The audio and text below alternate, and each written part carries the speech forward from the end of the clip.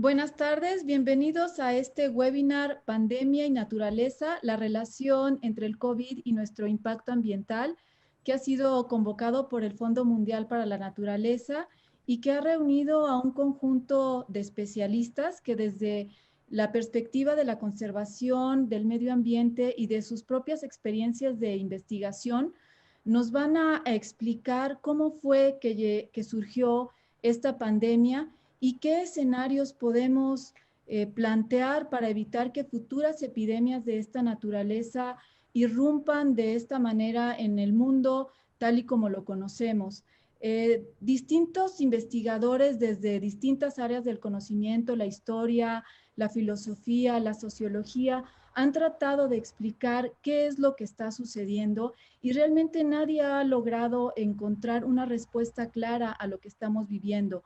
Lo único que sí nos queda claro a todos desde el punto de vista de las humanidades es que es un hecho total social, es un hecho social total. Es decir, es un hecho que ha convulsionado al conjunto de las relaciones sociales, a todas las instituciones, a todos los actores relevantes de las sociedades, a todas las instituciones. Existe esta sensación de que el mundo va cambiado para siempre, y que no sabemos a qué nos enfrentaremos una vez que esta contingencia haya terminado. Sin embargo, hay otras voces, digamos, que nos dicen que realmente nada de fondo cambiará. Y es ahí donde hay múltiples discusiones y es donde ahí nosotros tenemos que alentar desde el conocimiento, desde el saber bien fundamentado, cómo es que vamos a vivir después de que esta emergencia llegue a su fin. Dependemos de la ciencia para encontrar una cura, para encontrar una vacuna, pero realmente el mundo está volcando su mirada hacia la ciencia o nos estamos llevando, o nos estamos dejando llevar por la ansiedad, por el antiintelectualismo, por la pseudociencia, por las noticias falsas. De hecho, la Organización Mundial para la Salud nos ha dicho que existe otra pandemia igualmente nociva ahorita, que es la de las noticias falsas y esto de la pseudociencia que no está explicando lo que está pasando. En este sentido, hay controversia sobre el origen de este virus aparecido en la ciudad de Wuhan, en China, y buena parte de las hipótesis apuntan a que fue un contagio de un animal a un humano, que es un fenómeno que se conoce como zoonosis. Sin embargo, políticos y otras voces desde los medios de comunicación han dicho que es un virus creado por Estados Unidos o por China y que el objetivo es alcanzar la supremacía total en este mundo globalizado y acabar con el adversario. Esto se ha enmarcado en lo que se conoce como las teorías de la conspiración y desgraciadamente este tipo de nociones inundan las redes sociales y no nos dan una idea clara de lo que está pasando. Para la inmensa mayoría de la población, esta pandemia fue una sorpresa. Sin embargo, ya distintos investigadores, distintas voces, también desde las humanidades, desde las ciencias exactas, habían dicho que nuestra nociva relación con la naturaleza, esta ecodestrucción que se aceleró a partir de la segunda mitad del siglo XX, iba a generar daños en nuestra salud e iba a ocasionar daños irreversibles. De hecho, la misma Organización Mundial de la Salud al inicio de este siglo advirtió sobre la inminente aparición de virus, de enfermedades que atacarían al sistema respiratorio y de hecho hemos visto desde principios del siglo cómo han surgido este tipo de coronavirus. El filósofo esloveno Žižek se pregunta en qué hemos fallado en este sistema para que nos haya tomado por sorpresa, para que no hayamos escuchado todas estas voces que desde la ciencia nos estaban alertando. ¿Por qué nos sentimos que nos tomó toda esta situación tan desprevenidos y por qué no escuchamos a los científicos? Sin responder directamente a esta pregunta, son múltiples las voces que han dicho que este modelo ecodepredador está detrás de la catástrofe y que la destrucción de la biodiversidad, entendida como el terminar con la variedad de plantas, animales y hábitats en que ellos habitan, son los que crean las condiciones para que surjan nuevos virus y nuevas enfermedades. Y justamente es el tema que trataremos hoy en este seminario y nos acompañan de verdad especialistas mexicanos que han dedicado su vida a tratar estos temas. Tenemos a Rodrigo Medellín, al doctor Rodrigo Medellín, que está vestido de rojo. Él es investigador del Laboratorio de Ecología y Conservación de Vertebrados Terrestres del Instituto de Ecología de la UNAM. Es especialista en ecología de comunidades y murciélagos. Ha producido más de 200 publicaciones y es presidente del Grupo de Especialistas en Murciélagos de la Unión Mundial para la Conservación, UICN. También tenemos al doctor Rafael Ojeda, que nos acompaña. Él está de barba. Él es profesor de tiempo completo en la Facultad de Medicina Veterinaria y Zootecnia de la UNAM. Es especialista en ecología de enfermedades infecciosas, diversidad y diversificación viral y asociaciones ecológicas y evolutivas entre virus y hospederos, y cuenta con más de 20 artículos enfocados en evolución y diversidad de virus. Y también tenemos al doctor Gerardo Susán, que es profesor de tiempo completo en la Facultad de Medicina Veterinaria y Zootecnia de la UNAM. Es especialista en ecología de las enfermedades y medicina de la conservación. Es presidente de la Asociación Mexicana de Medicina de la Conservación y cuenta con más de 70 publicaciones en temas de ecología y de enfermedades. Y como anfitrión está el maestro Jorge Rickards, que es el director de WWF México. Ha trabajado en esta organización, que es la organización de conservación más grande del mundo, por más de 12 años, y tiene una amplia experiencia en la dirección, diseño y manejo de programas de conservación y recursos naturales. Ha contribuido en diversas publicaciones y guías de campo con ilustraciones científicas que nos hacen ver las riquezas naturales de México, y también preside la Sociedad Mexicana de Historia Natural, que es la tercera más antigua en el país. Y empezamos este seminario o webinar. Estará dividido en 4 bloques. Cada bloque tendrá distintas temáticas. El primer bloque lo llamamos Zoonosis en la historia y en la actualidad, y corresponde al maestro Jorge Rickards iniciar esta plática y este productivo debate. Hola, muchísimas gracias a todas, a todos por participar y pues atender esta invitación a este seminario, a este webinar que creo que viene muy al caso con toda esta introducción que Ana de la Torre nos ha compartido. Y efectivamente, este primer bloque está dirigido a pensar, dar un poco de panorama sobre qué son estas cuestiones de la zoonosis y las pandemias, un poco la cuestión histórica y la parte geográfica. Y yo empezaría, bueno, definiendo, ya se dijo, una zoonosis es este fenómeno de enfermedades que se transmiten de un animal a otro, en este caso particularmente a los seres humanos, y que durante este seminario estaremos aprendiendo muchísimo más a detalle con nuestros expertos en el tema.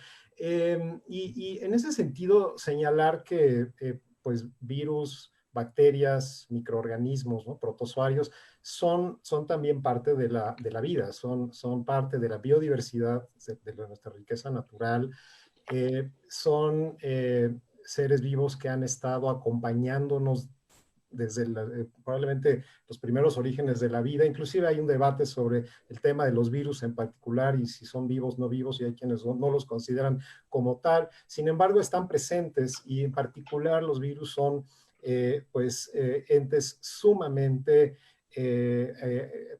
hábiles en multiplicarse, siempre a través de una célula hospedera a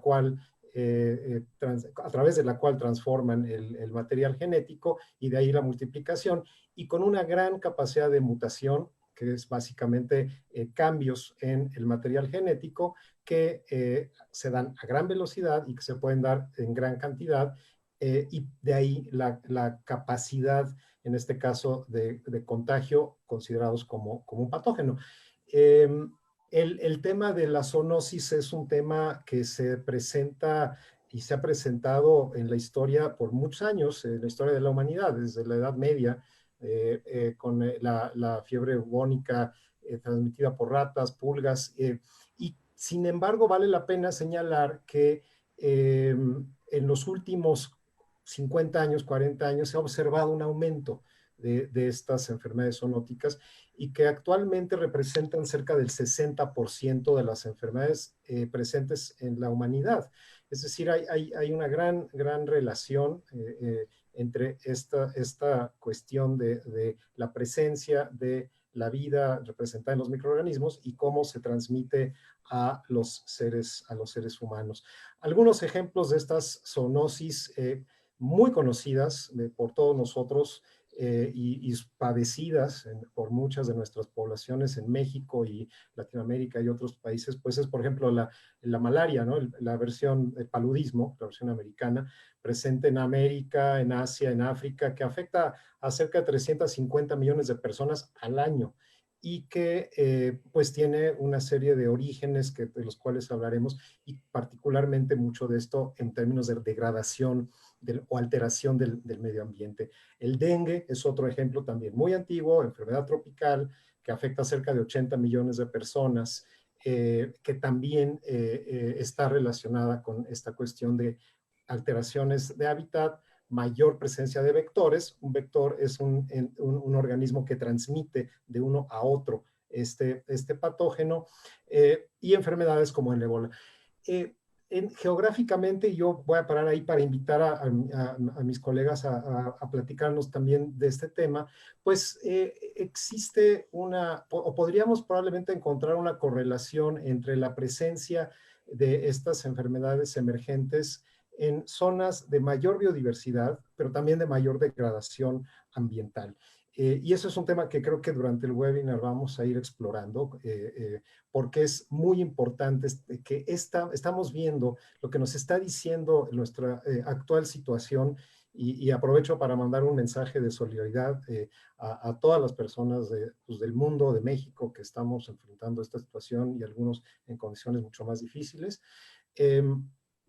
Pero que básicamente hace que estemos pues enfrentando una crisis que está relacionada a la degradación ambiental. Entonces, yo voy a parar ahí y quisiera invitar también a nuestros colegas del panel sobre este bloque en particular que nos compartan sus experiencias. Podríamos empezar por el doctor Medellín. Bueno, muchas gracias, muchas gracias Jorge, gracias a todos los organizadores de este panel. Solamente algunas ideas preliminares como introducción al tema que nos va a tocar. Efectivamente, las zoonosis son muy antiguas, la relación con los seres humanos es muy antigua, no nos podemos ir ni siquiera a la Edad Media. En la época de los griegos, en la edad de oro de los griegos, hay muchos platos, muchas referencias a la rabia. Claramente se puede ver un perro con toda la baba, así como son los perros rabiosos notablemente, y eso ha sido interpretado como que los griegos ya tenían problemas con la rabia, y esto lo van a notar a lo largo de toda mi intervención en este panel. Quiero aclarar aquí que no son los murciélagos los que nos están pasando la rabia, ni mucho menos. Hoy por hoy, más del 95% de los casos de rabia a nivel mundial vienen de perros no vacunados. Y es rarísima aquella ocasión en la que un humano se cruza con un murciélago que está enfermo y lo levanta y el murciélago por defenderse lo muerde y le pasa el virus rábico, pero es rarísimo verdaderamente. Entonces, ciertamente las zoonosis de hoy son ya un estándar natural, es una cosa con la que vamos a vivir el resto de nuestras vidas como individuos y como especie. Ya las zoonosis son parte de la vida para todos los seres humanos en el planeta.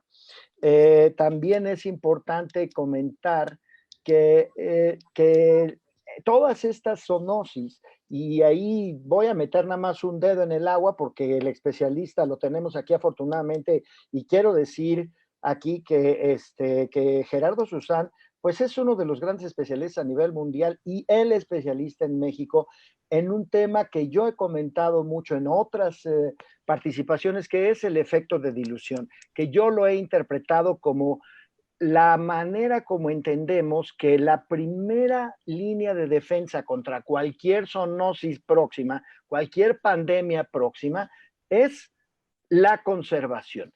Proteger los ecosistemas y dejarlos en paz es la mejor manera de defendernos de esas pandemias. Entonces, hoy por hoy, estamos enfrentando el primer golpe fuerte proveniente del medio ambiente, pero no, de ninguna manera es el primero. Ya lo dijo Ana Laura, está la segunda pandemia de las fake news, pero viene otro golpe mucho más fuerte que va a afectar a muchas más personas, que es el cambio climático. Cuando el cambio climático nos pegue, nos vamos a acordar de esto como diciendo, hijo, ¿te acuerdas de aquello? No, pues estaba gacho, pero esto sí está terrible.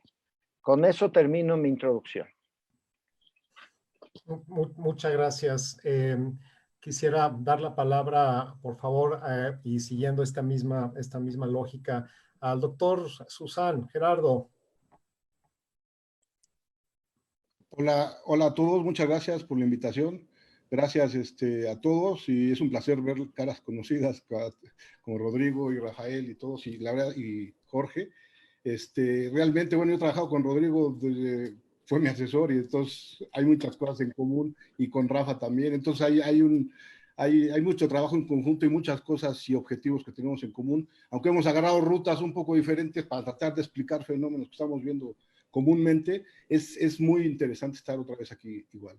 Y la otra es muy importante reconocer que la zoonosis nace para apuntar, son enfermedades que se comparten, no las enfermedades, son patógenos que se comparten o parásitos que se comparten entre diferentes especies. Entonces no nace es unidireccional, no quiere decir que nada más nosotros recibimos la zoonosis de otros animales, sino que nosotros también somos partícipes y somos reservorios igual y podemos compartir con otras zoonosis y poder, con otras especies y poder estar compartiendo. Entonces es un fenómeno completamente ecológico, es un fenómeno de interacción entre especies, es un fenómeno en que interactúan más de 2 especies de hospederos, más aparte de la especie de microorganismo que se comparte. Entonces corresponde completamente a una cuestión de ecología, de interacciones y a una cuestión de biodiversidad. Y eso es muy interesante, empezarlo a reconocer como parte de la biodiversidad. Y efectivamente esos cambios que se dan en las interacciones entre las especies, pues los hemos visto a través de procesos naturales, hemos visto invasiones de especies, vulcanismos, separaciones continentales, todo eso. Pero a partir del desarrollo de las sociedades modernas, de los últimos 500 años y desde la domesticación, ha habido una serie de interacciones muy fuertes que han cambiado las relaciones entre las especies, los patrones de distribución y las emergencias de infecciones. De hecho, las zoonosis están muy ligadas a la domesticación. De hecho, las zoonosis que más se comparten es con los animales domésticos. La mayor parte de las zoonosis se acercan es por los animales domésticos. Sin embargo, los otros animales con los que tenemos más frecuencia, no quiere decir que haya especial en alguno de ellos, sino que todos los animales con los que más frecuencia podemos estar encontrándonos en nuestros ambientes deteriorados es donde estamos enfrentando esas tasas de contacto. Y los murciélagos, los roedores, carnívoros, los animales domésticos, son con los que podemos tener más contacto porque están distribuidos en todas partes y algunas especies, no todas, tanto roedores como murciélagos o carnívoros, están asociados y tolerando procesos de deterioro ambiental. Y esas especies que nos están acompañando y que nosotros estamos favoreciendo el hábitat, que estamos favoreciendo la interacción por el deterioro ambiental, precisamente tenemos contactos y estamos enfrentándonos a este tipo de patógenos, ¿no? Entonces, efectivamente, como decía el doctor Rodrigo Medellín, no son los culpables ni los murciélagos, ni los patógenos, o sea, ni los virus tampoco, ¿no? Simplemente es un proceso de invasión en el que nosotros somos los partícipes, que estamos invadiendo nichos, y estamos invadiendo nichos históricos donde hay procesos evolutivos de murciélagos con los virus, y estamos deforestando, ¿no? O extrayendo esos procesos, como es la caza ilegal, otras cosas, que lo vamos a abordar. Pero bueno, en general es para decir que efectivamente coincido, y qué bueno que estamos aquí platicando estos temas para profundizar y reconocer el problema general que estamos viviendo, ¿no? Muchas gracias, Gerardo.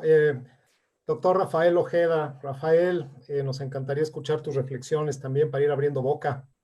Claro, bueno, igualmente muchísimas gracias por la invitación y de la misma manera que Gerardo celebra que estamos aquí conjuntos, igualmente Gerardo fue mi asesor y y pues sí, Rodrigo fue su asesor, parecemos una pequeña familia aquí de gente que está pasando la estafeta, lo cual es increíblemente enriquecedor y me da mucho gusto poder coincidir aquí. Y bueno, tratando de cerrar un poco esta cuestión inicial, evidentemente coincido con lo que estamos platicando y quisiera nada más un poco dibujar a los actores de esta situación, ¿no? O sea, por un lado tenemos a los animales silvestres que han sido enormemente afectadas sus poblaciones, en donde la biomasa ha sido dramáticamente reducida. La cantidad de animales silvestres que existían en algún momento en la Tierra comparada con la que existen hoy es infinitamente menor. Estamos provocando esta pérdida de especies, lo cual está favoreciendo que estén cambiando estas interacciones. Por otro lado, tenemos a los elementos que también ya mencionó Gerardo, que son los animales domésticos, y evidentemente ahí es donde se están cambiando las proporciones. Ahora tenemos una enorme cantidad de animales domésticos porque los estamos produciendo, porque tenemos una enorme cantidad de humanos y una terrible demanda de alimentación y de proteína de origen animal. Y al final de cuentas tenemos al otro integrante que es muy importante, que es la sociedad humana, ¿no? La enorme cantidad, la sobrepoblación de gente que tenemos en el planeta, la manera en la que se relaciona con el hábitat en general y con las especies animales y vegetales, también están cambiando estas interacciones. Y el elemento que está en el centro de todo son estos microorganismos que de repente pasan desapercibidos porque son invisibles, pero en realidad son aquellos que acumulan la mayor biomasa del planeta. En realidad, simplemente su tamaño es pequeño, pero en realidad son muchísimos, tienen una enorme diversidad, tienen una enorme riqueza, son ubicuos, están por todo el planeta, y al final de cuentas están participando en estos procesos evolutivos de manera constante. Y aquí también hay como dos escalas de tiempo que estamos platicando, ¿no? A final de cuentas, los procesos evolutivos que mencionaba Gerardo pasan durante millones de años, y a final de cuentas, la forma en la que el ser humano ha trastocado la actualidad, pues es en otro tiempo, es en un tiempo ecológico que es mucho más veloz, al cual los microorganismos y las interacciones que estos tienen con los animales domésticos, con los silvestres y con nosotros, les cuesta mucho más tiempo adaptarse, y a final de cuentas lo vemos en manifestaciones que son muy, muy notorias, como son prácticamente las enfermedades emergentes que estamos viendo. Entonces, me gustaría dejar ese dibujo de los elementos que están aquí y centrarlo, como ya lo mencionaban, en las interacciones y la manera en la que estamos cambiando nosotros esas interacciones y en los tiempos, ¿no? Es difícil que se establezcan los tiempos de adaptación a la velocidad en la que estamos cambiando el entorno natural por la sobrepoblación humana. Y bueno, con esto creo que sería un buen inicio para pasar a las siguientes secciones de las charlas. Gracias. De acuerdo, muchas gracias. Y un último comentario de este bloque. Efectivamente, este aumento de las enfermedades zoonóticas en los últimos 40 años, pues coincide con que en los últimos 50 años la pérdida de biodiversidad ha sido acentuadísima, ¿no? Hemos perdido el 60% de las poblaciones de vertebrados del mundo. Y pues 3/4 partes de los ecosistemas del planeta están de alguna forma y a diferentes grados impactadas por la presencia del ser humano. Entonces, pues no es casualidad, ¿no? La mayor degradación y la acelerada degradación y pérdida de biodiversidad y degradación de ecosistemas y fragmentación, pues está relacionada por un montón de razones que seguramente estaremos comentando a lo largo de la charla. Así es que pues creo que con eso podríamos pasar al siguiente bloque del seminario. Sí, pasamos al segundo bloque, que es el impacto humano en hábitats, comercio y consumo de especies, y corresponde al doctor Rodrigo Medellín abrir este bloque. Muy bien, muchísimas gracias, Ana Laura, gracias, Jorge, y Gerardo y Rafa también por sus intervenciones.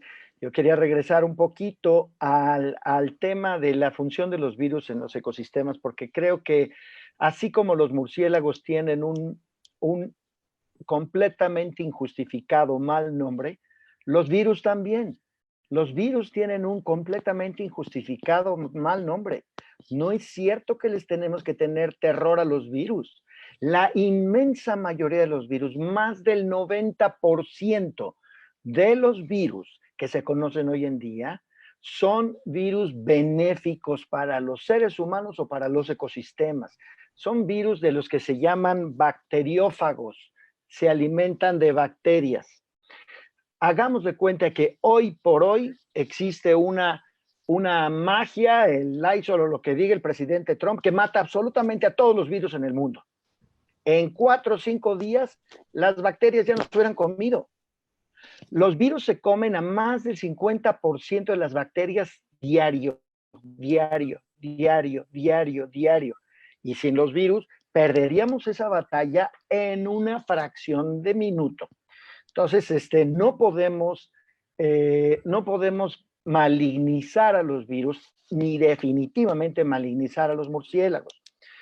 Ya tomando entonces las riendas de este segundo bloque con respecto a esa relación entre cambios de uso del suelo, deforestación y las zoonosis emergentes, aquí yo quiero ahora sí abrir el doctor Gerardo Susana nos cuente un poquito, Gerardo, si pudieras resumirnos en unos 3-5 minutos, ¿qué representa, qué es el efecto de dilución y cómo lo puede nuestro auditorio, que ahorita estoy viendo que ya son casi 900 personas que nos están viendo, cómo podemos explicar este concepto del efecto de dilución y qué implicaciones tiene para la toma de decisiones? Y en el remotísimo caso de que tengamos una audiencia estilo el doctor López-Gatell o estilo nuestro querido presidente, que nos escuchen los tomadores de decisiones para ver qué podemos hacer para echar a andar este efecto de dilución, tomarlo en cuenta en la toma de decisiones. Gerardo, por favor. Estás en mute, Gerardo. El micrófono. Estás en mute, no te oímos. Efectivamente, gracias por la introducción. Este tema es muy, muy, muy interesante, el efecto de dilución, pero quiero empezar un poco a hablar precisamente de la importancia de los virus que participan en muchos procesos y que han hecho que evolutivamente se han desarrollado sistemas inmunes en todas las especies para enfrentar diferentes patógenos. Pero además, muchos virus han ayudado a que se desarrollen otras estrategias, intercambian información genética y son fuente de diversidad. Los mismos virus también han hecho que cuando domina una especie en un sistema, ciertos virus desbalancean a esa especie y se vuelve a restablecer diversidad. Entonces, tienen un doble efecto que a veces pueden reducir y causar mortalidad y extinciones locales, pero también pueden estar favoreciendo la diversidad cuando una especie domina un sistema. Y eso se ha visto en muchos lugares. Cuando una especie domina un sistema, los virus muchas veces llegan a abrir diversidad. Entonces son muchos efectos que tienen los virus en muchas materias. Pero esta gran diversidad de sistemas inmunes que existen en todas las especies ha permitido generar una especie de dinámica en que la enfermedad no se puede mantener de la misma forma en cualquier lugar. Gracias a la diversidad de especies y a la diversidad de reacciones entre esos patógenos, una enfermedad, un virus no puede, o una bacteria, no puede conquistar todas las especies porque hay frenos y barreras de especies, barreras genéticas, barreras de especies, barreras filogenéticas, muchas barreras que lo que están haciendo es que no pueda dominar un sistema, un virus per se. Entonces, empezando a juntar estos elementos, se han propuesto varias hipótesis de 1998, que fue la hipótesis del efecto de dilución, donde se modeló que en lugares más diversos de especies, las enfermedades transmitidas por vector se iban a disminuir, sobre todo alguna enfermedad transmitida por vector se hizo por Lyme disease, cuando tuvieras escenarios más diversos. Y este tipo de ejemplos ya se ha demostrado en muchas enfermedades. La dilución se ha demostrado en diferentes enfermedades que van desde enfermedades que se transmiten directas o transmisiones por mosquitos, por pulgas, por garrapatas, ¿no? Se ha demostrado tanto en anfibios, en enfermedades en corales, en enfermedades transmitidas por ratón como hantavirus. Entonces, efectivamente, la protección de la biodiversidad es una inversión en salud, es una inversión y es una prevención que debemos empezar a replantear, que la prevención no nada más es lavarse las manos, la prevención es modelar, crear escenarios de conservación para amortiguar este tipo de brotes epidémicos. Evidentemente, ya que estudiamos este efecto, también ha habido, siempre en la naturaleza hay muchas reacciones que no siempre corresponden así. Está el otro, que es el efecto de amplificación, que dice que mayor diversidad, más posibilidad de que un parásito se pueda disparar, que también existen algunos ejemplos, pero haciendo varios análisis en general, la mayor parte de los estudios de enfermedades transmitidas por vectores y en general, más del 80% de las enfermedades zoonóticas son amortiguadas por la diversidad. Entonces yo lo que quiero mandar el mensaje es que efectivamente, conservando la biodiversidad, se está manteniendo un servicio ecosistémico de prevención y de amortiguación de enfermedades. Y eso es algo que más o menos lo quise transmitir así, no sé si quieren más detalles o algo así, ¿no? Pero por ahí va el efecto de ilusión. Excelente, muchísimas gracias, Gerardo. Es precisamente ese el ejemplo que quería yo que les dijeras a nuestro público. Básicamente se trata de que en un ecosistema prístino, intacto, ahí están los patógenos, pero están diluidos, porque sus vectores y ellos mismos están en densidades bajas, porque hay muchas especies de plantas y animales coexistiendo. Claro, llega el ser humano y desmonta y tumba y etcétera, y simplifica los ecosistemas, y entonces unas cuantas especies oportunistas se convierten en superabundantes y sus patógenos encuentran las condiciones ideales para echar a andar un brote como este que estamos viviendo, ¿no? Quiero pasar al siguiente tema, que hacer una reflexión una vez más con respecto a los virus. Nada más piensen, y eso está demostrado científicamente muchas veces, en 1 mililitro de agua de mar hay 10 millones de partículas virales. En 1 kilogramo de sedimento marino, 1 millón de virus distintos. Y se conocen menos de 5,000 virus, pero se estima su diversidad en 10 a la 31, es decir, un 1 seguido de 31 ceros. Imagínense eso, ¿no? Y además, ni siquiera sabemos realmente en dónde están los virus. Si ahorita, por ejemplo, le pedimos a un ser humano sano, como por ejemplo mi queridísimo amigo Jorge Rickards, una muestra fecal de 500 gramos, en esa muestra fecal se van a encontrar alrededor de 1,200 genotipos virales diferentes. Entonces los virus nos acompañan en todos lados. En swabs con cotonetes de esos, en 60 ombligos de seres humanos, se encontraron 2,368 filotipos de bacterias y de virus. Cada filotipo son un montón de especies. Y eso es en nuestros ombligos. Entonces piensen que estamos absolutamente llenos de todas estas cosas y que no nos causan la muerte ni la desgracia mayor. Quiero preguntarle a Rafa que si nos puedes, por favor, Rafa, ampliar un poco el tema de ese comercio legal e ilegal, sustentable y no sustentable de especies silvestres y cacería furtiva. Digo legal e ilegal, sustentable y no sustentable, porque es importante que todos los que nos están viendo se den cuenta de que hay mucha gente en el mundo que depende de lo que hoy llamamos carne de monte para subsistir. No podemos decir que el comercio de vida silvestre se cierre, porque entonces es cerrarle la puerta a la subsistencia de millones de seres humanos. Es muy fácil para nosotros que vivimos en las ciudades decir, no, ya no debe haber comercio de vida silvestre. No, no lo podemos hacer. Mucha gente depende de eso. Pero, Rafa, si nos pudieras comentar un poquito desde tu vista, desde tu punto de vista, ¿qué piensas que puede hacerse con respecto a este uso de las especies silvestres, la cacería furtiva y pues lo que hoy son los mercados? En México casi ya no tenemos mercados de esos que venden animales silvestres allí para comer, pero hay muchos países en el mundo que sí los tienen. Rafa, ¿alguna reflexión en ese sentido? Sí, por supuesto, gracias. Bueno, evidentemente aquí hay una serie de cuestiones que están involucradas, que tiene que ver desde un punto de vista con lo cultural y con las formas de vida distribuidas en las diferentes sociedades que existen en el planeta.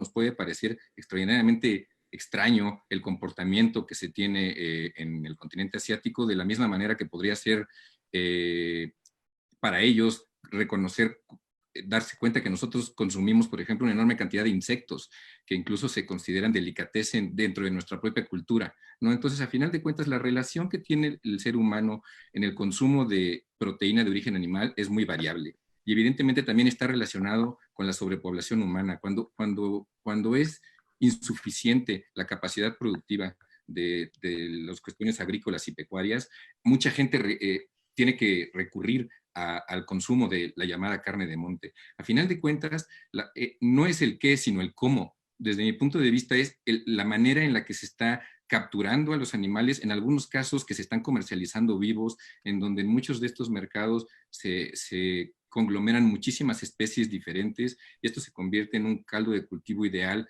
para esta transmisión interespecie de la que hemos estado hablando. Entonces, en realidad es el cómo están interactuando las especies domésticas, las especies silvestres, las de extracción ilegal, las de extracción legal, las que son criadas, las que son sacrificadas bajo esquemas de poca higiene. Entonces, a final de cuentas, aquí lo que necesitamos es regulación. Yo creo que simplemente satanizar el consumo asiático de especies muy ligado a su propia cultura, quiero darme a entender. No estoy diciendo que sea completamente respetable o que se tenga que mantener como es o que tenga que prohibirse por completo. En realidad lo que se tiene que hacer es regular y regularlo con bases científicas que involucren el monitoreo de las poblaciones silvestres para considerar sus propios estados de conservación, pero también el manejo que se tiene ante su producción y su sacrificio y su venta, porque al final de cuentas se está presentando una convergencia de diferentes especies que favorecen el salto de las especies. Y al final de cuentas lo que se tiene que hacer es monitorear. Y sí, México también tiene algunos casos de algunos mercados que también habrá que ponerle atención. Y bueno, esta atención tiene que ser sostenida en el tiempo, porque a mí me preocupa que ahorita hay una enorme atención mediática, entonces el mundo entero tiene los ojos puestos en estos mercados húmedos o wet markets que les llaman en China, y están prohibidos y hay mucha presión por organismos internacionales, pero lamentablemente el tiempo va a pasar y se va a olvidar y va a venir una nueva crisis o un nuevo problema y probablemente se reabran porque ya ha ocurrido, y entonces al final de cuentas es un esquema de regulación constante lo que desde mi punto de vista necesitamos. Muchísimas gracias. No podría yo estar más de acuerdo con tus comentarios, Rafa. Quiero terminar mi bloque tomando el toro por los cuernos de la pregunta que seguramente muchos de los que nos están observando tienen en la mente, que es respecto a los murciélagos y el COVID-19. Se ha hablado muchísimo y desafortunadamente hay muchos académicos de alto nivel que han estado diciendo en los últimos días que si un murciélago vuela encima de ti, te puede transmitir el virus. Eso es una completa falacia. Quítenselo de la mente. Es completamente falso. El virus de los murciélagos es una cosa diferente. El SARS-CoV-2, que es el virus que causa el COVID-19, es un virus humano. Es un virus que solo lo podemos transmitir los seres humanos. Aquel primer paciente cero no se ha encontrado. Hoy por hoy, prácticamente los casi 4 millones de seres humanos que hoy han sido diagnosticados con el COVID-19 han sido infectados por seres humanos. Quítense de la mente la idea de que cuando pase un murciélago junto a ustedes les puede pasar este coronavirus o cualquier otra cosa, porque no es correcto. Hace unos años también otra de esas organizaciones de enfermedades emergentes le echó la culpa a los murciélagos del ébola, de la aparición del ébola en Guinea, en África, porque decían que eran unos murciélagos que estaban viviendo dentro de un árbol hueco y que había unos niños jugando alrededor del árbol y uno de esos niños sacó un murciélago y al murciélago le pasó el virus del ébola. Fue completamente falso y hoy por hoy aún no se sabe cuál fue el primero, pero la teoría más aceptada por los expertos en las enfermedades emergentes es que hubo un brote de ébola entre chimpancés en esa zona de África y esos chimpancés fueron sujetos de una cacería para carne de monte y los remató el cazador, se llevó la carne, la vendió y ahí es donde puede haber cruzado el ébola a los seres humanos. Y luego ya yo entré con mi equipo, y yo tengo un equipo en Kenia y en Ruanda que están trabajando en estas cosas y nos pusimos a ver esa misma especie de murciélago a la que le echaron la culpa a estos expertos y nos pusimos a ver nada más en Ruanda. Visitamos el 70% del territorio de Ruanda, es un país chiquito, y en cada pueblo fuimos casa por casa a tocar. Oiga, ¿tiene murciélagos viviendo en su casa? Sí, no, sí, no. Bueno, terminó que el 40% de las casas rurales en Ruanda tienen esa misma especie de murciélago viviendo allí en el techo, en las paredes, etcétera. Comprenderán todos ustedes que si hubiera sido el vector del ébola, el continente africano completo ya estaría sufriendo de ébola. Entonces eso exculpa por completo a los murciélagos de ébola y espero que haya exculpado por completo también a los murciélagos en este caso. Lo único que podemos decir aquí es que probablemente, dado que comparten el 96% de su material genético, el virus, el SARS-CoV-2 y uno de los virus de los murciélagos, es posible que lo que haya sucedido es que tanto el virus de los murciélagos como el SARS-CoV-2 comparten un ancestro y que eso puede haber pasado a través de otro animal, como lo decía Rafa al principio, y entonces llegó a un ser humano. Pero también quiero llamar la atención a la obsesión absoluta que tenemos los seres humanos con buscar ¿quién fue el primero? Que le corten la cabeza, parecemos la Reina Roja. O sea, no importa quién fue el primero, lo que importa es la causa basal, que es la destrucción de los ecosistemas. Con eso termino el bloque. Gracias. Muchas gracias, doctor Medellín. Muy interesantes todas sus participaciones. Y ahora pasamos al tercer bloque, que tiene como título La ciencia como motor de prevención. Y aquí es el doctor Rafael Ojeda quien va a abrir boca para este seminario que está verdaderamente interesante. Muy bien, muchas gracias. Bueno, yo quisiera empezar diciendo que ante estas crisis que se amontonan, porque esta es una, pero a final de cuentas tenemos una serie de crisis interconectadas. Tenemos el cambio climático global, tenemos la pérdida de biodiversidad, tenemos la extinción masiva de especies y le sumamos ahora la emergencia de enfermedades. Evidentemente todas estas están interconectadas.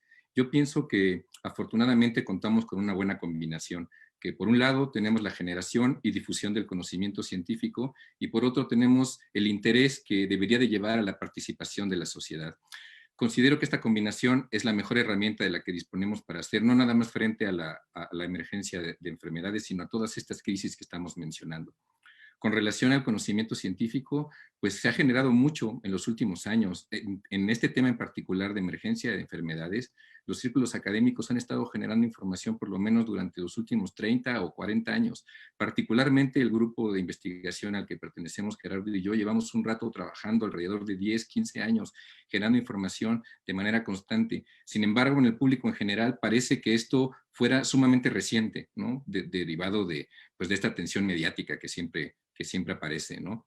En cuanto al resto de la sociedad, evidentemente, hoy más que nunca hay un enorme interés generalizado por estos temas. Y si bien muchos se encaminan hacia las cuestiones epidemiológicas, a las cosas inmediatas, a las noticias alarmistas, también hay una extraordinaria cantidad de gente que está interesada en esta importante relación entre los brotes epidémicos y la conservación de la naturaleza. Este interés, lamentablemente, creo que no va a durar para siempre y probablemente tal vez no se repita. Entonces yo creo que es sumamente importante aprovecharlo ahora. Y contamos con varios elementos a nuestro favor, como pueden ser el avistamiento de animales silvestres en zonas urbanas que se están difundiendo en redes sociales y que han llamado muchísima la atención de las personas. Esto evidencia cómo las formas de vida naturales están reclamando espacios que estamos ocupando de manera exacerbada. También está el interés científico de diversas áreas, más allá de las biológicas y las médicas, como pueden ser las sociales, la de cómputo, las políticas. Evidentemente hay muchísimas otras ciencias que están poniendo la atención a este evento, ¿no? Y obviamente también está el interés mediático. Y es aquí donde yo creo que urge hacer a un lado el exceso de las noticias huecas, del negacionismo, del antiintelectualismo, de las pseudociencias. Y es importante brindarle a la gente información científica veraz, pero sobre todo útil. Y útil para presionar en materia de política pública, a presionar a los tomadores de decisiones, porque esas decisiones nos están afectando a todos. Yo veo a la generación actual, la gente de 20 años, es decir, mis alumnos universitarios, que están sumamente preocupados por el deterioro ambiental. y por los efectos que tienen, no nada más en la salud, como lo estamos viendo con la pandemia, sino en la manera en la que nos relacionamos en este único planeta que tenemos, ¿no? Estos jóvenes, esta generación, está ávida de información y de mecanismos de intervención que les permitan participar, y es ahí donde hay una enorme brecha. Yo veo una enorme brecha entre esa generación con un enorme potencial y un enorme interés en participar, y los tomadores de decisión, por otro lado. Y es ahí donde creo que la divulgación del conocimiento basado en ciencia, verificado, es el que debe y puede servir como una herramienta para cambiar las cosas. Entonces, pues me gustaría que platicáramos un poco de estos temas, y pues bueno, le paso la pelota de regreso a, bueno, pasémosela a Gerardo.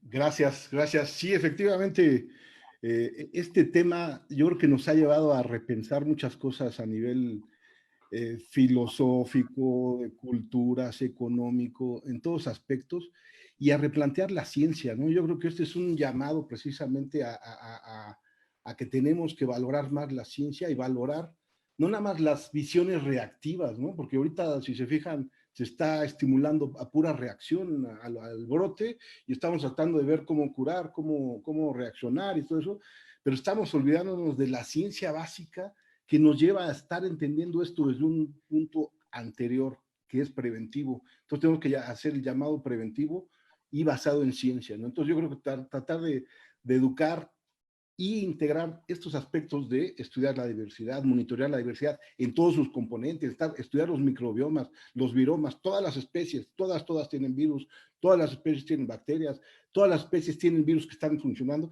y que los elementos precisamente donde se pueden dar las transmisiones y se puede existir en todas las especies, se dan precisamente por bloques de interacciones ecológicas que estamos nosotros fomentando con nuestras actividades.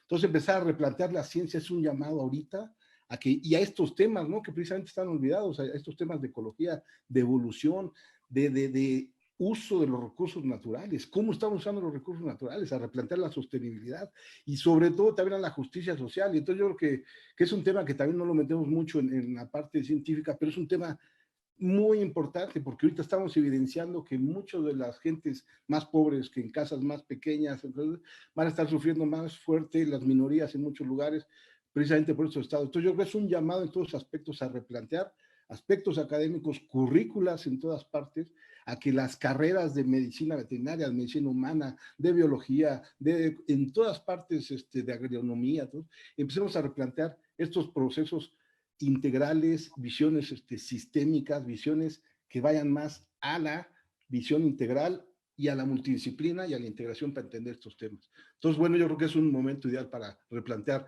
políticas de educación, de conservación, de desarrollo, en muchos aspectos. Completamente, perdón. Sí, gracias, Gerardo. Creo que justo esta cuestión de la manera en la que hemos desarrollado el conocimiento a través de superespecialización en ciertas áreas nos ha llevado a separarnos, y evidentemente un problema complejo como el que estamos enfrentando ahora, pues requieren de esta transdisciplina, de esta convergencia, de esta transmisión mucho más horizontal del conocimiento para hacerle frente desde muchísimas aristas que están presentándose, ¿no?, con este problema.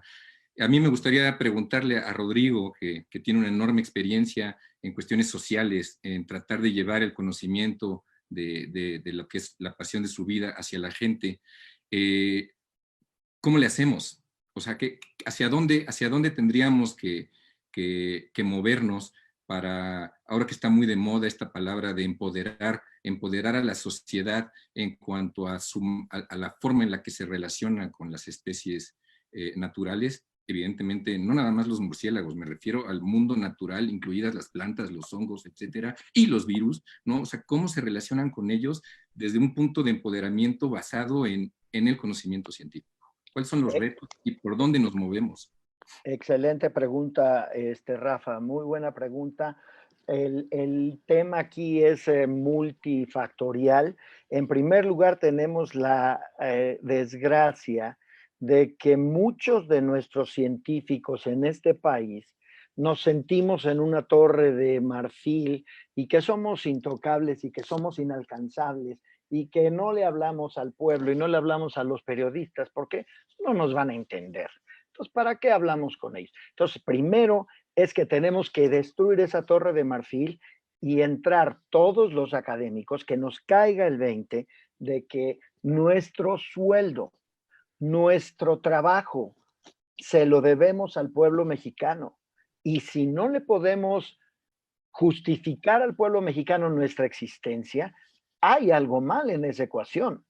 Nosotros tenemos que demostrarle al pueblo mexicano que servimos de algo y que no somos un científico loco allá subido en el ajusco, que estamos viendo cómo vamos a destruir el mundo. Que tristemente, si tú vas al mercado sobre ruedas o vas a la señora, al señor que está limpiando parabrisas en el periférico, te van a decir, un científico, no, Dios me libre, yo qué quiero ver con esos señores. Primero es parte nuestra pelota, parte nosotros que tenemos que abrir nuestra perspectiva a poder realmente trabajar con el resto de la sociedad mexicana. Pero también está la otra parte que tiene que ver con la toma de decisiones. Desafortunadamente, en este sexenio en particular, es en el que, en mi experiencia, se ha tomado menos en cuenta la opinión de los científicos. Y a los científicos nos han etiquetado como fifís, nos han etiquetado como completamente viviendo una realidad totalmente diferente de la que está viviendo el país, etcétera, etcétera, y nos han cerrado la puerta. Yo he estado colaborando con administraciones federales y estatales de todos los partidos sin ningún problema hasta que llegó esta persona ahora. Y entonces ahora ya no se puede, no puedes llegar con ideas creativas que le ayuden al país a crecer. Entonces tenemos que abrir la puerta de la política y que haya voluntad política para que se abra la puerta a los científicos. Y claro, los científicos no se entienden, sí, ya llegamos. Claro que no. Se trata de entrar como un ser humano más que puede aportar a la solución. Y la otra parte de la ecuación son los medios. A mí me gusta mucho que estemos aquí sentados con ustedes, con alrededor de más de 1,000 personas en esto, pero les tengo noticias. Le estamos predicando al coro.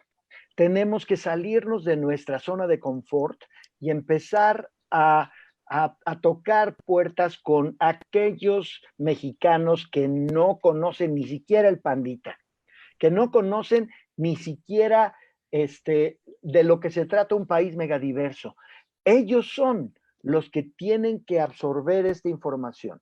Y eso es parte, responsabilidad de todos los que estamos en esta mesa, pero también responsabilidad de los periodistas. Ayer estaba yo en una mesa con periodistas y les decía yo, pues señores de Mongabey, yo los quiero mucho y admiro mucho a Mongabey, pero Mongabey es para los convertidos, para los que ya estamos convencidos de que hay que proteger al medio ambiente. Tienen que salirse y hablar con los periodistas de TV Notas, de TV y Novelas, de El Heraldo, de La Prensa, de todas esas publicaciones que llegan verdaderamente al pueblo mexicano. Hay muchos puentes que tender y, como decía Gerardo, es muy importante aprender las lecciones que estamos aprendiendo ahorita y no desecharlas, incorporarlas a nuestro punto de vista y a nuestra vida en el resto de la vida. Sí, sin duda. Por favor, Jorge. Gracias, Rafael. A mí me gustaría también hacer eco al tema de la importancia de nuestras instituciones. Instituciones como la CONABIO, la Comisión Nacional para Conocimiento y Uso de la Biodiversidad, es un ejemplo mundial de institución que lo que nos da, en mi opinión, por ponerlo en términos muy simples, para mí es el termómetro del país en términos de cómo estamos respecto a la naturaleza y por ende, estableciendo esta relación entre degradación de la naturaleza y salud humana, pues es el instrumento indispensable para saber cómo estamos.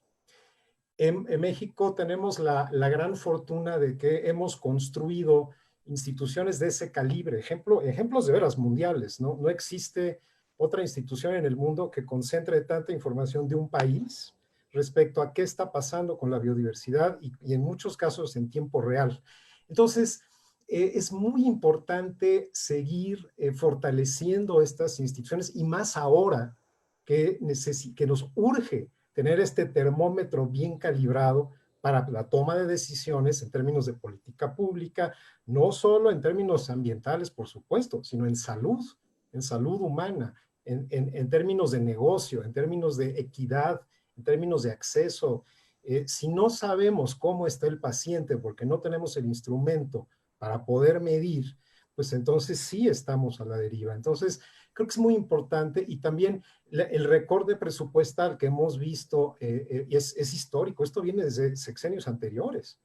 Es el momento de frenar ese deterioro del presupuesto para el tema ambiental a la luz de establecer la relación entre degradación y salud humana, ¿no? Entonces, es muy importante que así como fortalecemos las instituciones de salud, pues, bueno, mis respetos a todos los médicos y enfermeras que están ahorita en la primera línea, también tenemos que a la par fortalecer las instituciones científicas y las instancias de política pública ambiental, porque esa es la mancuerna indispensable para poder movernos hacia adelante.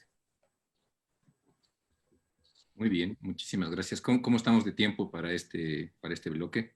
Tenemos 1 minuto más para alguien que nos cierre de manera espectacular. Muy bien. Pues Gerardo, te va a tocar cerrar de manera espectacular. A mí me gustaría algo que yo creo que hemos platicado bastante, que es esta cuestión de cambiar esta ciencia reactiva a esta ciencia predictiva, basada en el entendimiento de los fenómenos. Creo que esta inmediatez en la que vivimos toda la sociedad, en la que la gente se acostumbra a que todo es rápido, quiere respuestas mágicas, y eso no existe. En ciencia no existe. Entonces, alguna reflexión relacionada con cómo nos movemos hacia esta ciencia basada en el entendimiento y no en las pócimas mágicas que resuelvan los problemas. Sí, gracias. Es muy buena pregunta.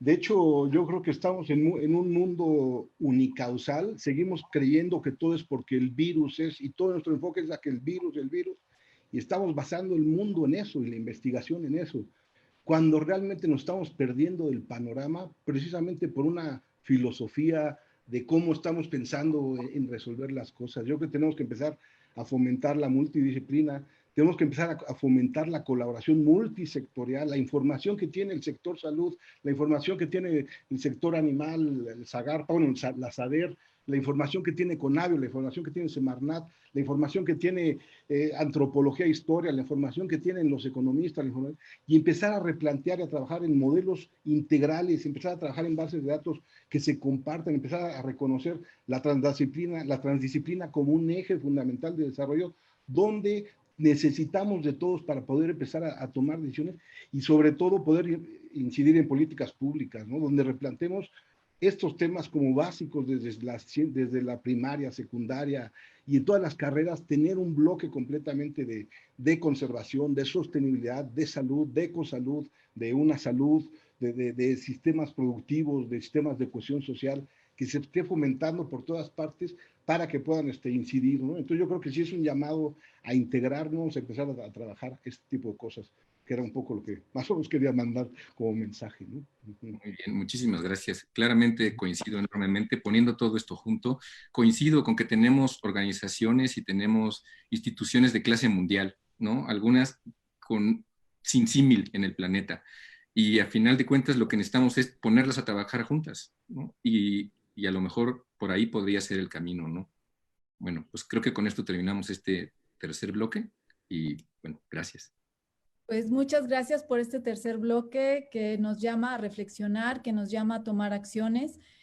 Quisiera nada más comentar que WWF llevó a cabo una investigación, una encuesta en varios países megadiversos y lo que se descubrió es que solo 2% de las personas entiende lo que es el término biodiversidad, como la variedad de plantas, animales y los hábitats en donde viven, y que solamente 5% de las personas relacionaban lo que son los servicios ecosistémicos como aire limpio, agua, alimentos y medicinas con biodiversidad. Entonces aquí los científicos, las organizaciones de conservación, aquellos que nos dedicamos también a la comunicación y a la divulgación, tenemos una enorme tarea porque de nosotros depende que, como ustedes bien mencionaban, tengamos un impacto en políticas públicas.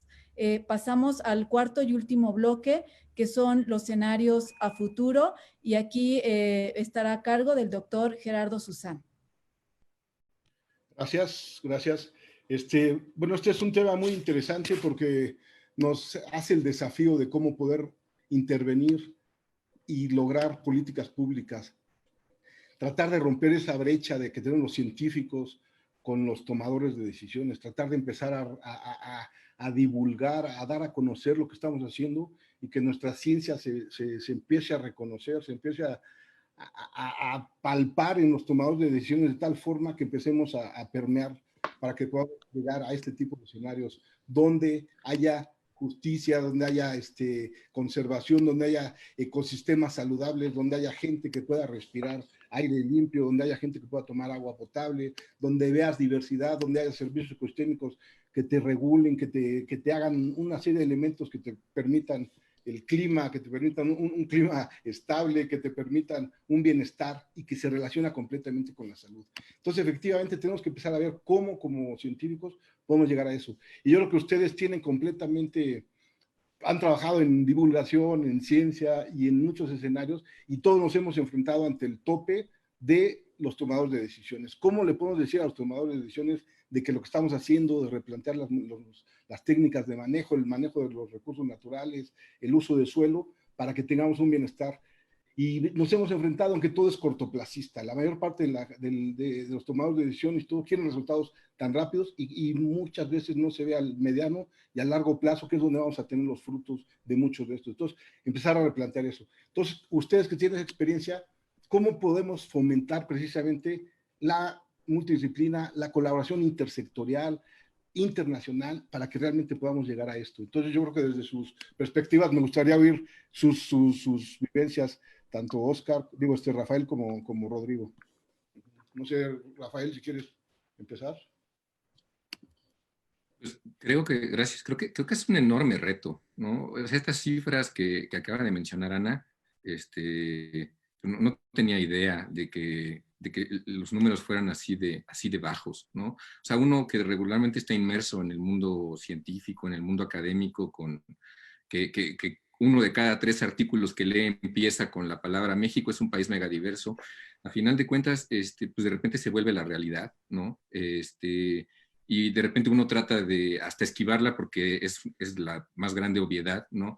Pero pues queda de manifiesto que no lo es para el resto de la población, ¿no? Entonces, a final de cuentas, pues supongo que es cuestión de salir, ¿no? Ahorita está este fenómeno mediático de a la gente le gusta que le expliquen cosas, ¿no? Yo he visto a la gente que está contenta con el subsecretario explicándole cosas todos los días, ¿no? Entonces, pues, y a final de cuentas, yo creo que también es cuestión de quién está explicando las cosas, ¿no? Así está muy bonita esta mesa en la que estamos participando, pero esto escasea, o sea, en los medios tradicionales no existe, ¿no? Existen 200 millones de programas donde los políticos hablan de salud, los analistas políticos hablan de salud, los analistas políticos hablan de epidemiología, los analistas políticos hablan de economía, o sea, estas personas hablan de todo, ¿no? Pero yo no he visto científicos, he visto médicos hablando de epidemiología, pero no he visto científicos hablando de la ciencia que está detrás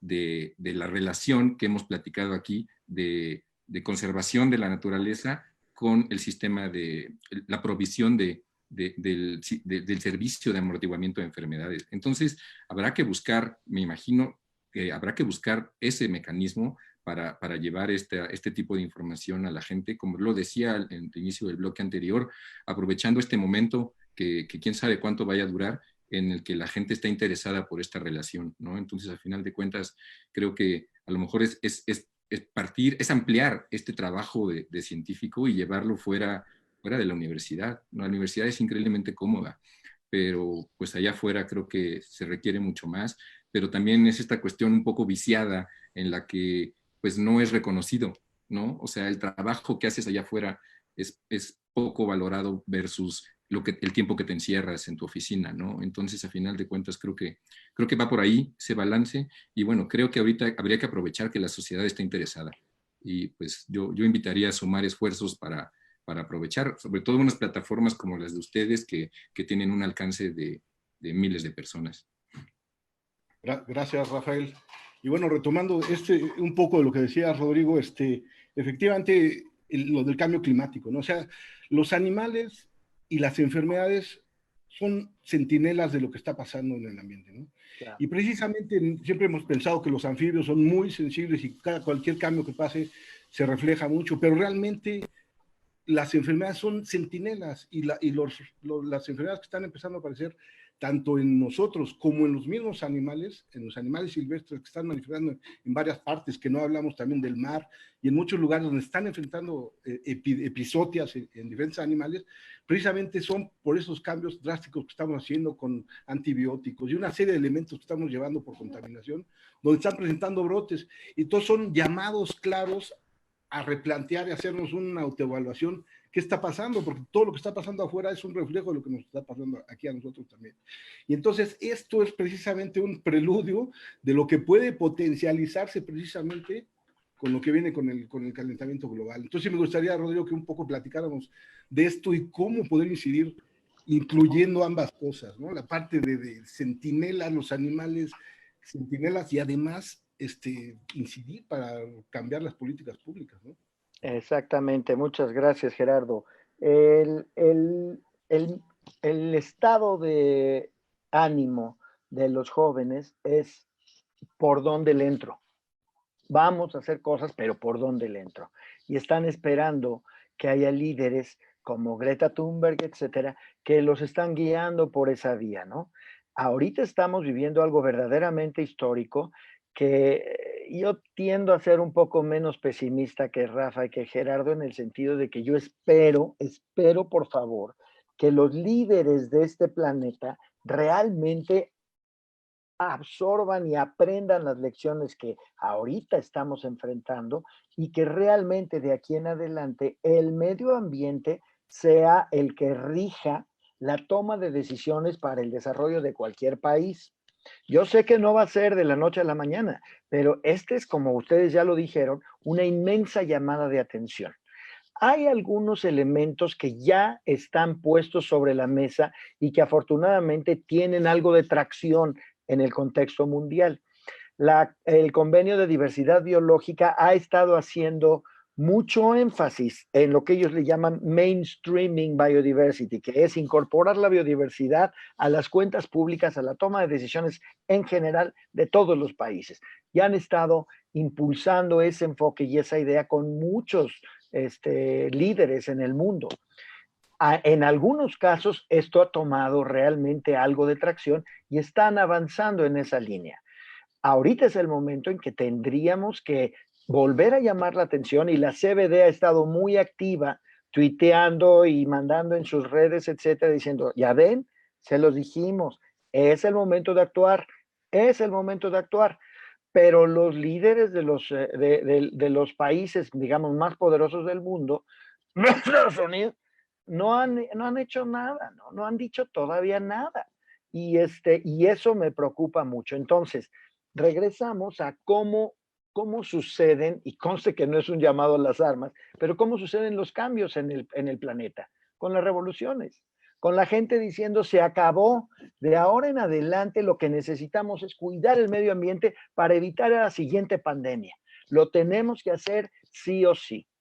Hay, repito, varios movimientos aquí y allá, pero digo, todos ustedes saben que en este país están muriendo líderes ambientales como moscas y periodistas como moscas. Bueno, eso se tiene que acabar. Tenemos que cambiar nuestra manera de pensar desde los líderes hasta la persona más pobre en el país, la persona más común en el país. Todos tenemos que cambiar nuestra manera de pensar. Hay elementos, hay que educarse, hay que lanzar este tipo de iniciativas y hacerlos mainstreaming en todo el país.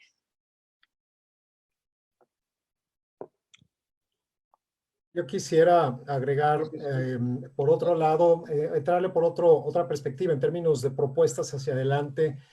Lo que en WWF estamos trabajando a nivel global, primero es promover un gran acuerdo por la gente y la naturaleza, es decir, precisamente esta transversalidad entendida como ya no son cajas separadas, todo está relacionado y el cambio climático es tremendamente importante, pero la pérdida de biodiversidad es también algo brutal que ya estamos hoy, el día de hoy, padeciendo. Entonces, por un lado, ese llamado a los líderes del mundo a empujar este gran acuerdo, que es básicamente establecer metas de ambición para frenar la degradación y pérdida de la biodiversidad.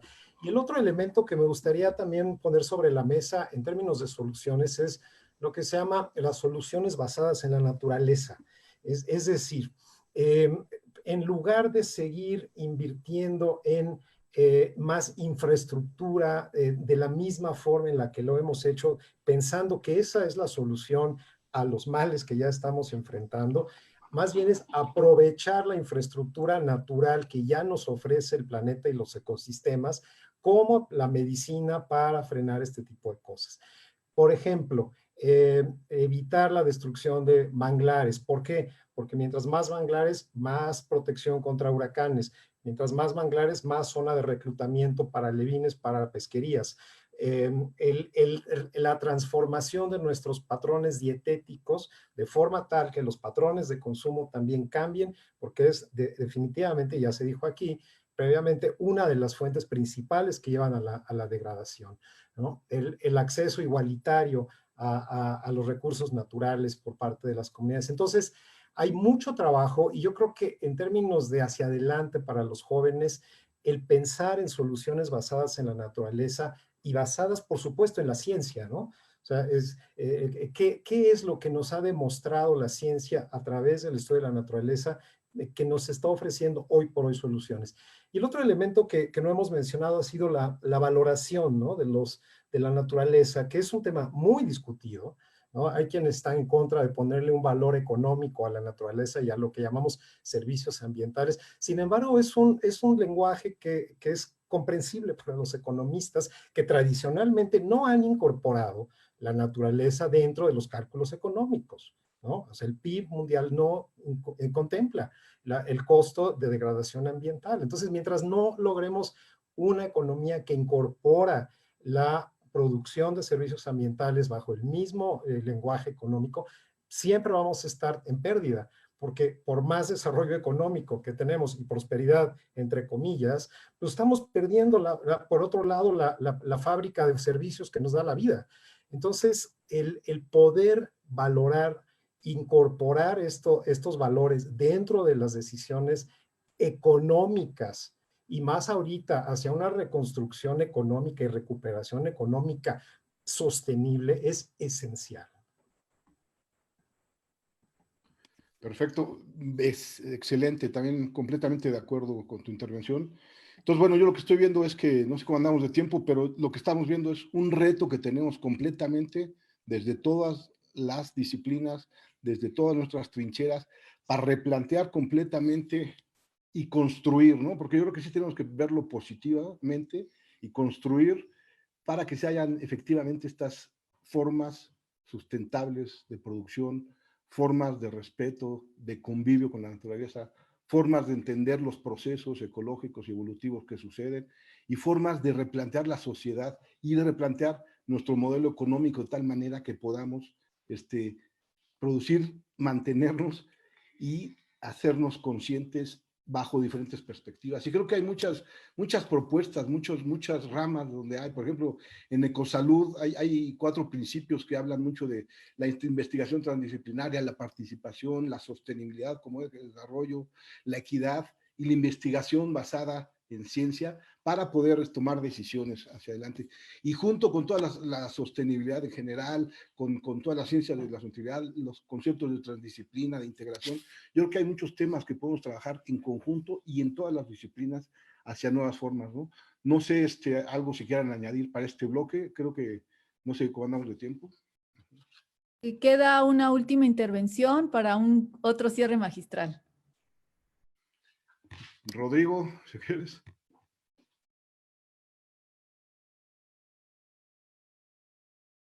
Estás en mute. Jorge, échate tú el cierre, maestro. No, por favor, no. Yo como anfitrión preferiría que ustedes, y como expertos en este tema, hagan el cierre, por favor. Bueno, a ver, rápidamente entonces quiero retomar el tema de que, bueno, primero, he estado muy contento en este bloque. Las participaciones de cada uno han sido realmente muy complementarias. Hemos, creo, entregado un paquete muy bien integrado a los que nos han acompañado, y ese paquete integrado tiene los siguientes mensajes para los que estamos aquí ahorita, ¿no? Primero, pensemos cada uno de nosotros cuál es nuestra relación con el medio ambiente, qué podemos hacer hoy para reducir nosotros, yo que vivo aquí en Olivarito y Jorge que vive aquí en Olivarito, ¿qué podemos hacer para empezar a reducir nuestro impacto en el medio ambiente? Segundo, hay que ponerle un filtro a las fake news, a los negativistas, a los positivistas, a todos los que dijo Rafa. Hay que ponerle un filtro y entonces irse a las fuentes, interpretar las fuentes. Hay muchos periodistas con muy buenas intenciones que tampoco están pasando el balón bien. Entonces, tienen que leerse diferentes fuentes para poder normar criterios cada quien. Y tercero, por favor, dejen a los murciélagos en paz. Gracias. De acuerdo, Rodrigo. Pues yo también, como a nombre de WWF y como anfitrión de esta organización anfitriona de este seminario, agradecerles a ustedes antes de que Anita oficialmente haga el cierre como nuestra moderadora.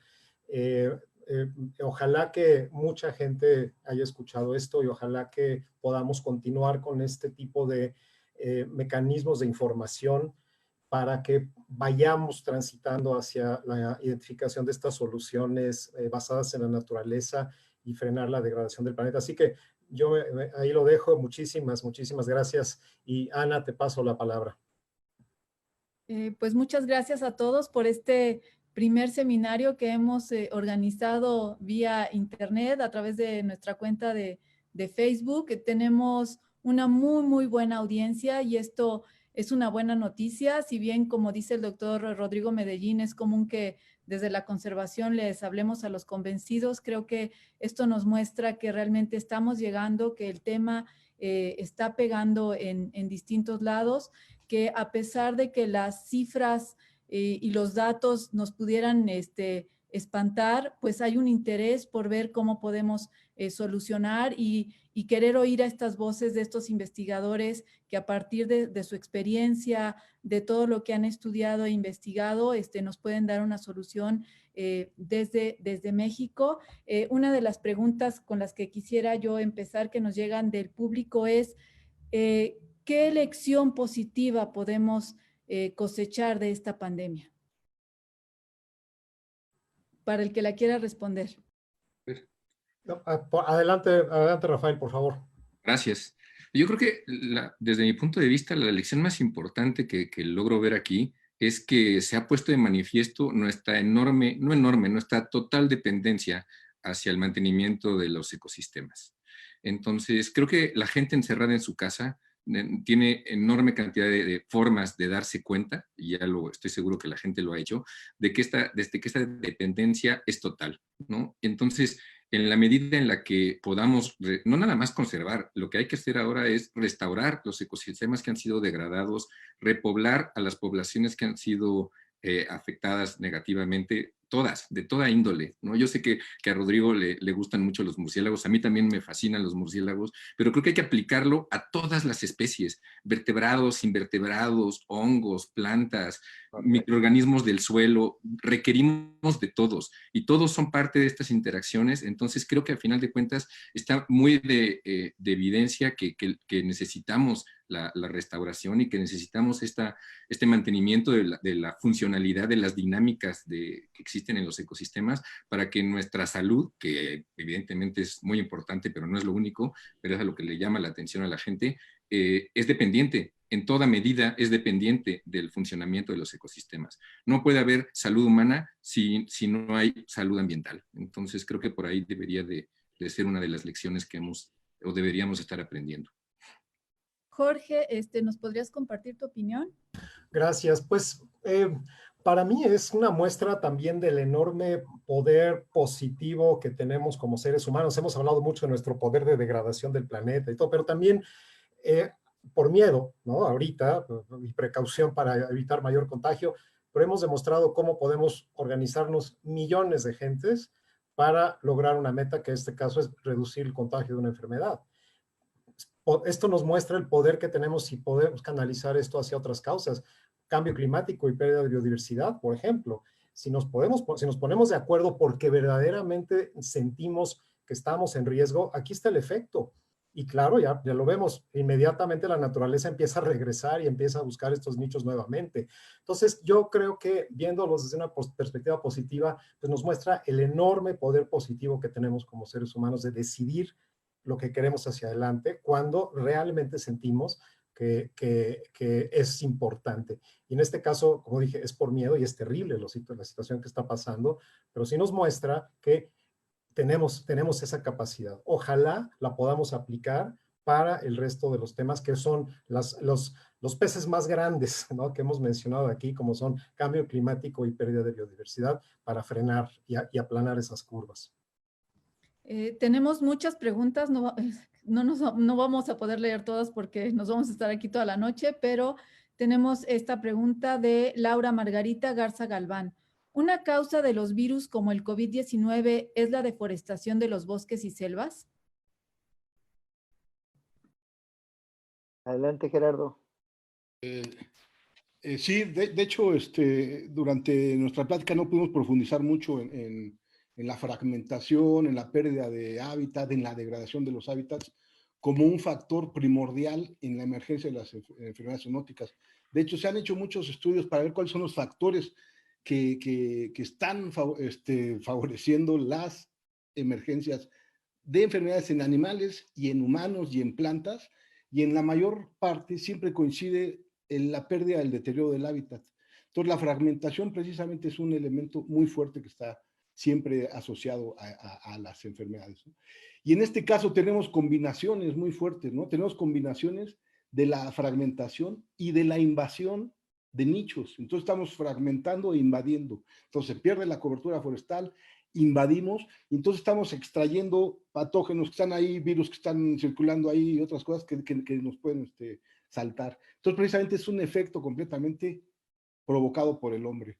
Entonces es completamente una evidencia, y espero que esta otra de las cosas positivas que nos deje esto es que a replantear que ya no nada más podemos pensar en la epidemiología como la única ciencia de la salud, sino que todas las ciencias de la salud ya es la geología, la biología, la edafología, la matemática, la física, entonces todas son ciencias de la salud de alguna manera, y es necesario empezar a retomar esto, ¿no? Como parte positiva, y ojalá se permee esto. Muchas gracias. Tenemos otra pregunta. Nos dicen, ¿qué recomendación hacen a las personas para que puedan generar un criterio y evitar estar desinformadas?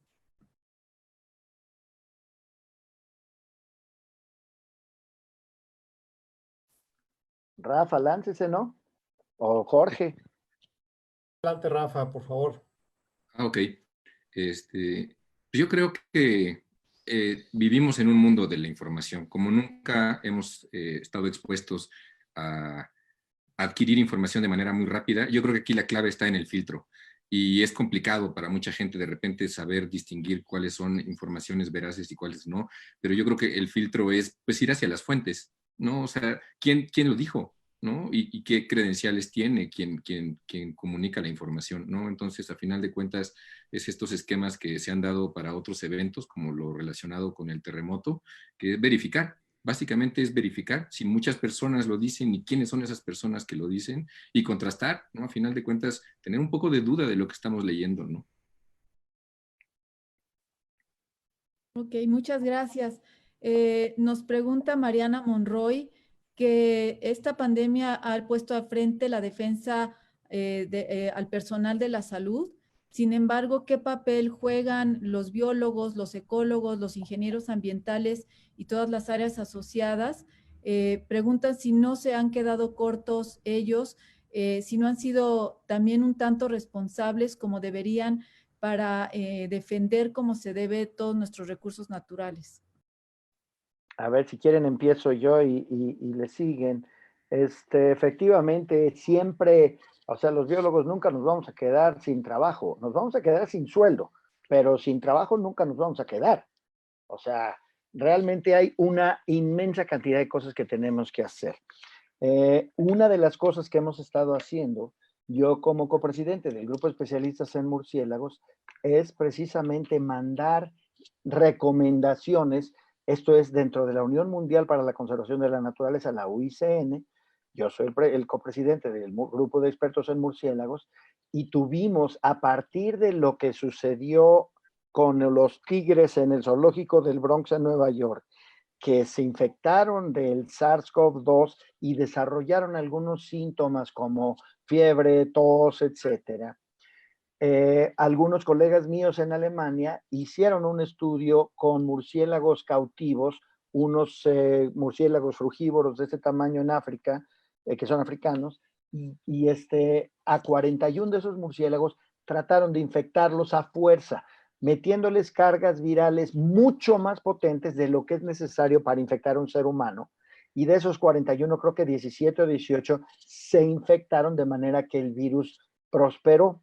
Y de esos 17 o 18, 6, según recuerdo, 6 o 7, desarrollaron síntomas transitorios. Es decir, estuvieron un poco con malestar, con un resfrío, etcétera, y se recuperaron. Ese es el tipo de acciones que los biólogos podemos compartir, contribuir, aportar a este tema. Nosotros, para mí, o sea, para un biólogo organísmico como yo, no puedo yo contribuir al desarrollo de vacunas, al desarrollo de medicinas, etcétera, porque eso no me toca a mí. Lo que sí hice fue meter el freno con todos mis proyectos en el campo de capturar jaguares. Ahorita no estamos capturando jaguares, capturar murciélagos, no estamos capturando murciélagos. Detuvimos todo esto y quiero aquí reconocer al gobierno de Costa Rica, porque Costa Rica es el único país en el mundo que ahorita ha metido el freno y ha dicho, damas y caballeros, ahorita ya no se van a capturar mamíferos ni aves, hasta que esté resuelto el problema de si los seres humanos podemos actuar como vectores y entonces infectar a otros animales. Ya está claro que podemos infectar a hurones y a otros mustélidos, mamíferos carnívoros de este tamaño, y que posiblemente con un poco más de problema, pero sí podemos infectar a los tigres. Hay otros estudios que están ahorita corriendo, vamos a ver qué nos dice eso. Ese es el tipo de aportaciones que podemos tener nosotros. Muchas gracias. Nos pregunta Carla Becerril, me gustaría saber qué opinan respecto a la posible relación de cambio climático, calidad del aire y la pandemia en México. Yo podría comentar, bueno, el tema de calidad del aire es efectivamente algo que se está observando en muchas ciudades del mundo, China, Italia, y está documentado y hay imágenes de satélite muy, muy contundentes, ¿no? Creo que lo importante de eso es reconocer que pues es muy momentáneo, ¿no? Esto es muy corto plazo y por un lado, como mencioné antes, nos muestra el poder del ser humano de que cuando decide cambiar algo lo puede hacer, por la causa que sea, pero por otro lado, no debemos pensar que esto va a tener un impacto en el tema del cambio climático porque los gases de efecto invernadero, que son estos gases que se acumulan en la atmósfera, son de larguísima persistencia, es decir, se quedan en la atmósfera por décadas, en algunos casos, como el dióxido de carbono. Y muchos de los que son componentes secundarios por reacciones químicas que se dan, por ejemplo, a raíz del óxido nitroso que reacciona, etcétera, pues también, ¿no? Entonces, no podemos confiarnos que esto va a tener un efecto significativo en la curva de cambio climático y de calentamiento global, desafortunadamente, pero creo que sí nos muestra nuevamente la capacidad que tenemos como seres humanos de actuar. El tema es político y el tema es económico. Me gustaría añadir un poquito, complementar la respuesta. Yo creo que las ciudades que tienen más contaminación se ha demostrado que muchos efectos a la salud hay por parte de la contaminación, muchos efectos que tienen que ver con problemas cardiovasculares, pulmonares, en todos los aspectos hay inmunodepresión y hay un montonal de consecuencias que causan la contaminación ambiental. Y esto promovido en una zona donde haya mayor concentración, mayor densidad humana, mayor tasas de contacto, se puede potencializar muchísimo esto. Entonces, evidentemente hay interacciones directas o no, y se sabe que algunos, se ha tratado de decir que algunas características de condiciones climáticas, de las condiciones atmosféricas, pueden favorecer la longevidad del virus, la persistencia, pero efectivamente hay muchas cosas que yo creo que vamos a ir descubriendo a lo largo, pero efectivamente sí hay una relación fuerte, ¿no? Creo. Muchas gracias. Hacemos una última pregunta. Todavía hay muchas más, pero pues como les dije, si no nos estaríamos aquí toda la noche. Hay varias preguntas, de hecho, en este sentido, sobre la relación entre tráfico ilegal de fauna silvestre y la forma de tener un verdadero control sobre el consumo de especies, que en muchos sitios, como ustedes bien lo dijeron, es tradición ancestral. Rodrigo, ¿quisieras comentar? A ver, sí, claro, el consumo de especies silvestres ha acompañado a la especie humana desde nuestro origen y no va a desaparecer por esto. Lo que sí tiene que suceder es convertirse en sustentable y hacerla legal. Eso quiere decir que sea sujeta a temas de sustentabilidad ambiental, justicia social y seguridad alimentaria. Si esos tres elementos se conjuntan, yo no veo nada de malo con que se pueda consumir los animales silvestres de manera sustentable, socialmente responsable y que no afecte al medio ambiente. Entonces ahí estamos completos. Ahora, quiero también hacer la reflexión de que los que nos están viendo visualicen cómo se ve una granja de pollos. Digo, es un hacinamiento peor que el metro de Pino Suárez a Pico Alto fuera de pandemia. Y eso es un semillero para que aparezcan otras pandemias. Acuérdense de la influenza aviar. Ya hubo brotes de influenza aviar que acabaron terminando con matar quién sabe cuántos miles o millones de pollos porque eran portadores. ¿Qué podemos esperar en el futuro? Pero no podemos nosotros sentarnos a esperar, a ver ahora qué van a hacer. No, aquí es donde todos los ciudadanos tenemos algo que hacer.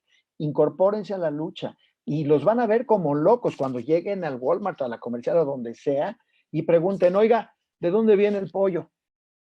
Pues está a 35 pesos el kilo, señor, ¿quiere o no? ¿De dónde viene el pollo? O me voy a comprarlo a otro rancho donde el pollo haya tenido una vida un poco más pues amigable con sus derechos, que el pollo haya salido, que tenga un poco más de espacio, que no sean esos pollos que crecen durante 2 o 3 meses de una manera monstruosa, tan monstruosa que las patas no le aguantan, el corazón no le aguanta. Muchos de esos pollos se mueren de un ataque al corazón a los 3 meses, porque el corazón no crece al mismo tiempo que el músculo que nosotros queremos comer. Entonces, por favor, incorpórense a la producción de pollo, a la producción de cerdo, a la producción de res, de toda la proteína que nosotros aquí en la ciudad nada más vamos al súper y la compramos. Hay que ver qué está detrás. Todos tenemos algo que pensar en nuestra manera de vivir la vida. Pues, ¿alguien más que quieran? ¿Sí? Doctor Ojeda. Yo quisiera agregar una... Gracias. Justo cambió el tema tantito, Rodrigo, de la parte de los animales silvestres a los domésticos, pero el comentario que yo quería hacer creo que aplica a las dos, que a la lista que estaba mencionando, yo le agregaría trazabilidad, justamente, ¿no? O sea, poder trazar por dónde se movió el animal, ya sea silvestre o doméstico, nos permite justo ir al camino hacia atrás para el caso de que haya sido partícipe de una cadena de transmisión, si es legal, si es regulado, si es trazable, lo podemos seguir hacia atrás y darnos idea de qué ocurrió. Y lo mismo que tiene que ver con la cuestión de consumo, si podemos trazar la ruta que siguió el animal doméstico y cómo fue producido, igual nos hacemos más conscientes pues de lo que está atrás antes de que esté en el plato. Jorge. Gracias. Un comentario final. Solamente pues recordar, México tiene una política de uso sustentable de la vida silvestre, una política que tiene más de 2 décadas de estarse construyendo y aplicando y que busca precisamente que las comunidades dueñas de los recursos naturales puedan hacer uso sostenible de los recursos a través de las unidades de manejo y aprovechamiento sustentable de la vida silvestre. Y por otro lado, a nivel internacional está la Convención Internacional de Tráfico de Especies Silvestres, la CITES, que establece las tasas o los límites de aprovechamiento de muchas especies silvestres. Y hay el apéndice 1, que son especies que no pueden ser traficadas, y tráfico, ojo, no necesariamente es ilegal, ¿no? Hay tráfico legal. Entonces, ¿qué no se puede hacer? En el apéndice 2 están los límites de las que sí se pueden, y es muy importante, entonces regreso al fortalecimiento de nuestras instituciones ambientales. Para poder cumplir con los compromisos internacionales que tiene México, necesitamos instituciones ambientales fuertes, capaces de monitorear lo que está pasando en el campo con las comunidades y cómo usan la vida silvestre, de forma que efectivamente sea trazable, transparente, que cumpla normas de higiene, etcétera, y de regulación, hasta poder, o sea, seguir toda la cadena de valor, inclusive en términos hasta de exportación de especies hacia afuera. Entonces, regulado y bien monitoreado es posible, pero necesitamos instituciones que puedan hacer ese monitoreo adecuadamente, y necesitamos invertir en que las comunidades locales cuenten con los recursos y capacidad para poder hacerlo. Y ahora sí que, como diríamos los mexicanos, la última y nos vamos. Es que esta nos pareció muy interesante y es, ¿qué vínculos hay entre las autoridades sanitarias y los biólogos? ¿Tienen alguna aportación en la toma de decisiones? Agárrenla ustedes, los veterinarios, y hablen de que, porque se me van a echar encima. Creo que Jorge y yo somos los únicos biólogos. O sea, Rafa y Susan son veterinarios, ¿no? Y estamos tendiendo puentes, como decía Gerardo al principio. Estamos trabajando juntos, no somos nomás los biólogos. Sí, efectivamente, yo creo que ese es un tema y es un reto muy fuerte, ¿no? Nos ha costado mucho trabajo, muchísimo, muchísimo trabajo poder hacer sensibles a las autoridades de salud humana y salud animal para estos temas. Es completamente difícil porque están encerrados en silos muy particulares, en enfermedades muy particulares, en temas muy particulares, agendas políticas, agendas internacionales, y nada más se enfocan en ciertas cosas, y muchas veces se ha perdido esta visión integral.